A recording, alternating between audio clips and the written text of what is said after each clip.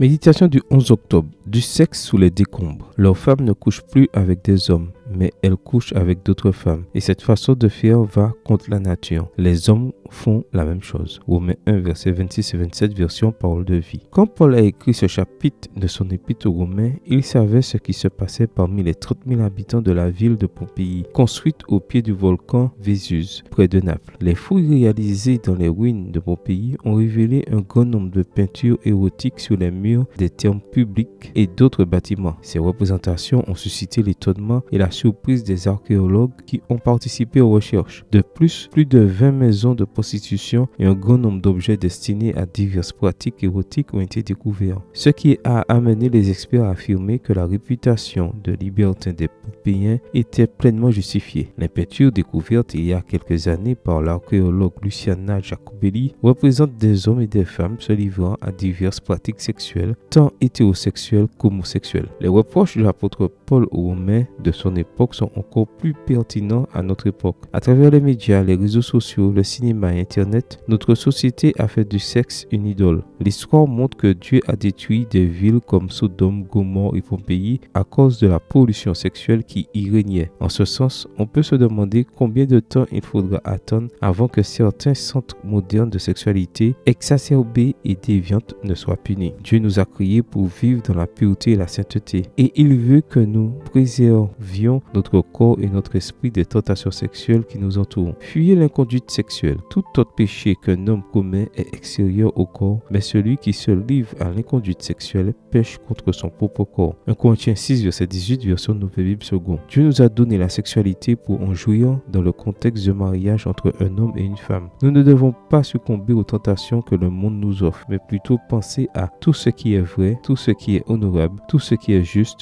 tout ce qui est pur, tout ce qui est aimable, tout ce qui mérite l'approbation, ce qui est vertueux et digne de louange. Philippiens 4, verset 8. Quelle décision dois-tu prendre aujourd'hui pour rester pur dans un monde qui encourage les relations sexuelles en dehors du mariage? Amen. Bonne journée à toi et que le Seigneur te bénisse.